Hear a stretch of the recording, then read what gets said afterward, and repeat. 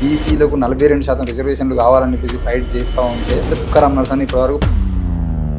ఎంత చెప్పినా గానీ దళిత బహుజనుడో రాజన్న ఎండ్రికిచ్చాలోలే ఎక్కిజారేరో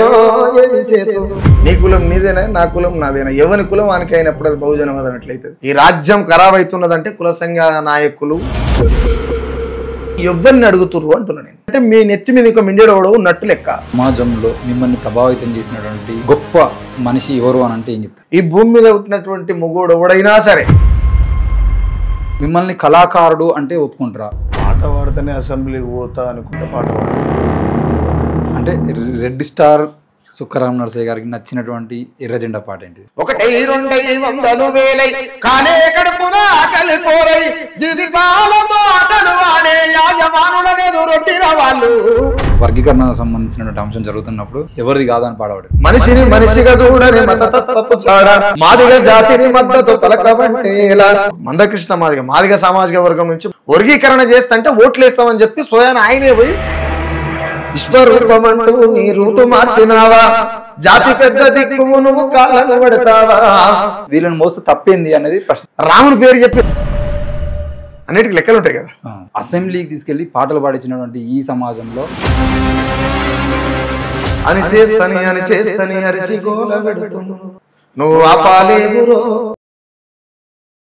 సుఖరాం నరసన్న ఎటు పోవాలనుకుంటున్నాను నాకు విపరీతమైన బల్బు ఉంటుంది ఏమరా పనికత్తి మెత్తగా నూరి చేసంచలో పెట్టుకుని తిరుగుతున్నట్టు అన్నాడు బాపనొల్లాకు సాటించినవు దళిత బహుజనుల ముతుకు పాటయ్యేనవు సుఖరాం నరసయ్య ఇట్లున్నాడా అని సమాజం అంటుంటే ఈయన ముందే పసిగట్టి అన్నాడా గద్దరు కానీ ఓ గోరటింకన్న కానీ లేదంటే ఓ ఏపూరి సోమన్న కానీ అదే ఎవరి పాలైందన్న సోమన్ అని అట్లాంటి ముద్ర మీ మీద వేసేయడం ప్రయత్నం జరగలేదా ఎందుకు మరి కేసీఆర్ మీద వచ్చినటువంటి పాటలు రేవంత్ రెడ్డి మీద ఎందుకు రాలేకపోతున్నాయి కేసీఆర్ కోటి వాళ్ళు నయం పరిపాలన తీరును అడిగితే చెప్పులు చేతుల పడుతుండ్రో రేవంతన్నకు బండ బూతులతో దుమ్ముబడని దుంపదిగా దునియలలేని ముఖ్యమంత్రి ఈ రాజ్యం ఖరాబ్ అవుతున్నదంటే కుల సంఘ నాయకులు వాళ్ళు చేస్తున్నటువంటి తప్పులే దొంగలు అనాలి బెట్టగాళ్ళంతా 199% అంబేద్కరిస్టులు అంత దొంగలే అంత దొంగ చెంచగాళ్ళు అంతా బయటకు వచ్చి ఏం స్పీచ్లు ఇస్తారు అబ్బాబాబాబాబా ఏమంటారు కుల సంఘాల బెగ్గర్స్ అని కూడా అనుకోవచ్చు ఏముండదు ఇక్కడ అంత పరిమాల ముచ్చట చెప్తారు కొడుకులంతా ఎర్ర చెప్పుకుంటే ఒక్కొక్కడు ఉరిపెట్టుకొని సావాలి ఇళ్ళలో కానీ వదిలేస్తారు ఓపెన్గా ఎందుకు అంటే చచ్చిపోతారు ఉత్తపుదానికి ఉరిపెట్టుకొని సావాలి కొడుకులు ఒక్కొక్కడు ఇంత మాట్లాడేటువంటి సుఖరాం నరసన్న వెనుక కూడా ఎవరైనా ఉన్నారేమో ఇక్కడ లొంగలేదా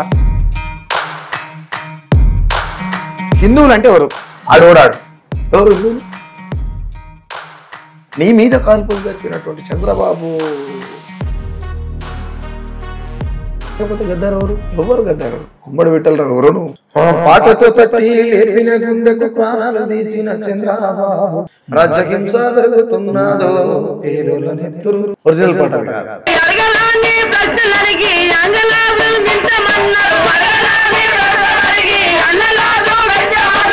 100 మంది సైన్యానికి ఒంటి చేతితో సమాధానం చెప్పేటువంటి సాంబశివుడు 1,00,000 మంది గోరెటెంకనాలు వచ్చినా సరే